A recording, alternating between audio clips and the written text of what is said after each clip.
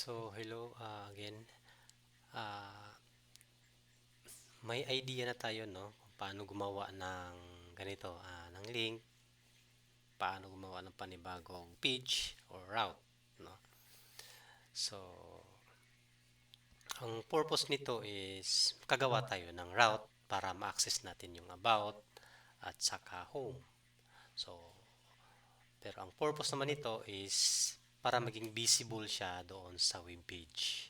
Okay? So, yun yun ang purpose nito. So, tinawag lang siya, ito, tinawag lang dito, home na to. Pero in the end, itong mga to is may mga pages sila talaga na naka-indicate. So, ito yung home page natin, tsaka ito yung about home page natin. So, ngayon, sa home page natin, kaya na sinabi ko, gagawa tayo ng UI na, no? Paano gumawa ng navigation, mag-add tayo ng CSS, how to add CSS in a React. So, let's go to our, dito. So, how to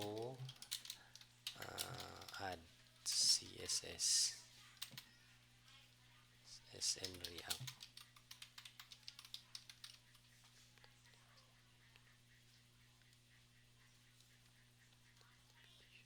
Ay,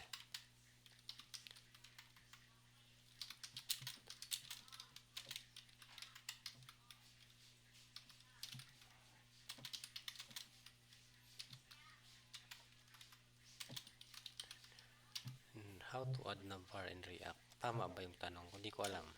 Try lang natin, no? Stay log out. Wala akong account. So, okay.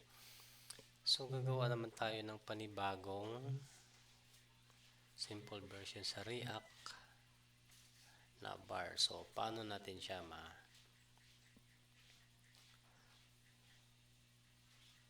debug?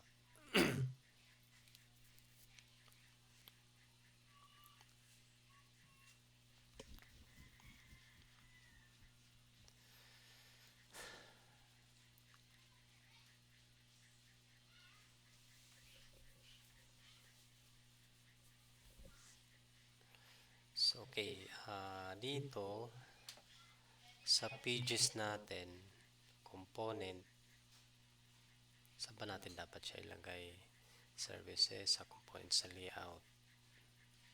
Sa layout ba? So, okay, navbar. So, sige, try natin dito maglagay sa layout. No?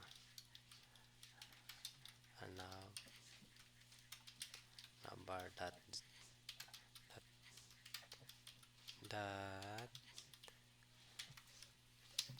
gsx.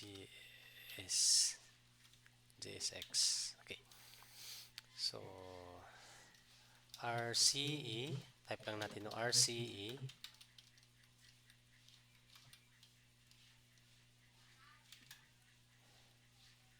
Capital ba natin yung navbar natin? So, ulitin natin, no? Ulitin natin. Delete lang muna natin. So, kailangan nakakapitalize lahat. So, let's say, saan ba yung N? Nav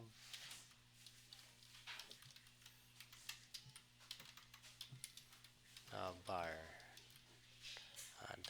.gsx na. So, dito, natin RCE, then enter. So, may ganito na tayo.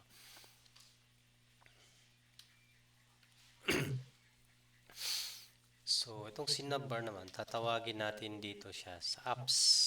No? Paano ba? So, sa loob ng apps,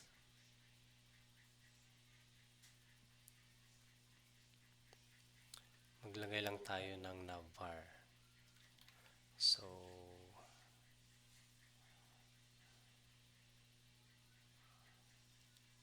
again, dito natin ilagay. So, let's say import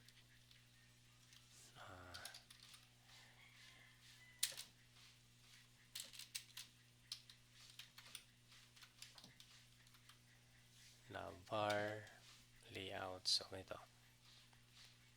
So, nakakapitalize siya. Navbar.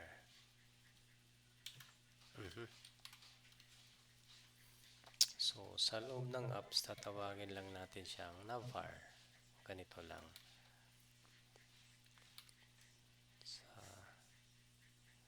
Sa loob ng return. So, let's say,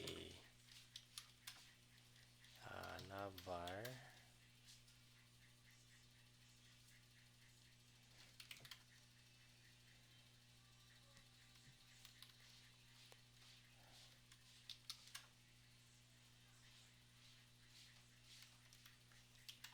Pwede din ganito lang. Hindi. Sorry. Ang gulo. Okay. So, try natin dito sa navvar natin. Anong meron? Navvar lang na pangalan.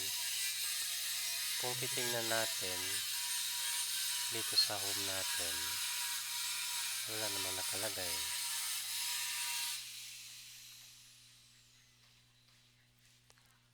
Ito. So, dapat capital.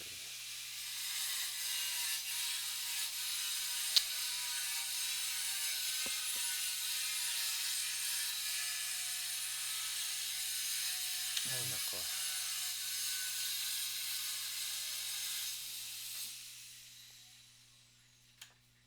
So, may navvar na. Nakukulan natin yung navvar. No? So,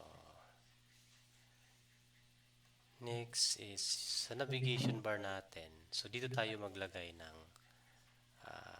ito. So, dito natin to tatawagin si link at I think, no? Si navvar, dito natin siya ilagay.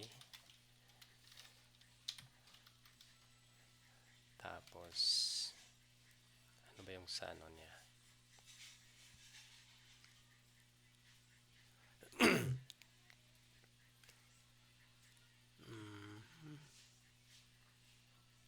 Sa loob ng navvar,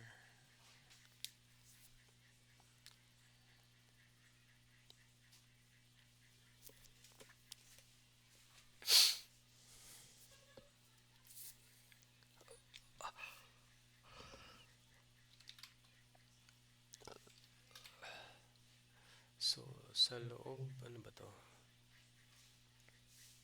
Sa apps.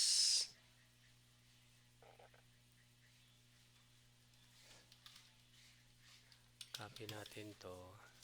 So, delete muna natin to. Save. Tapos dito, maglagay tayo ng ganito. Kung tama.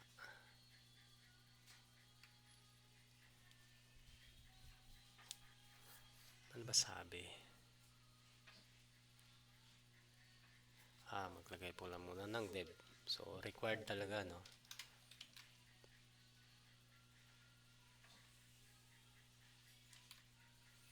Bakit na naman?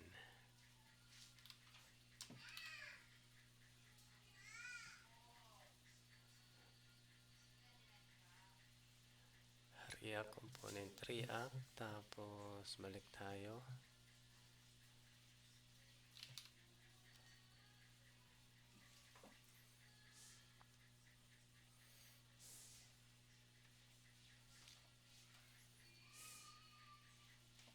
So, wala namang kakaiba.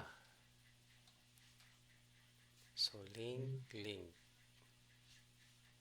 Tapos, dito sa home, sa apps, tinawag lang natin siyang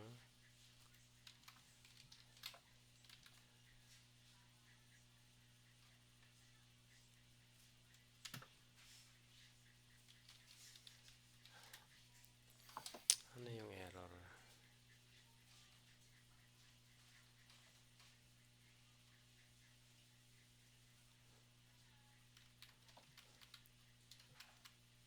So, walang error, no? Pero,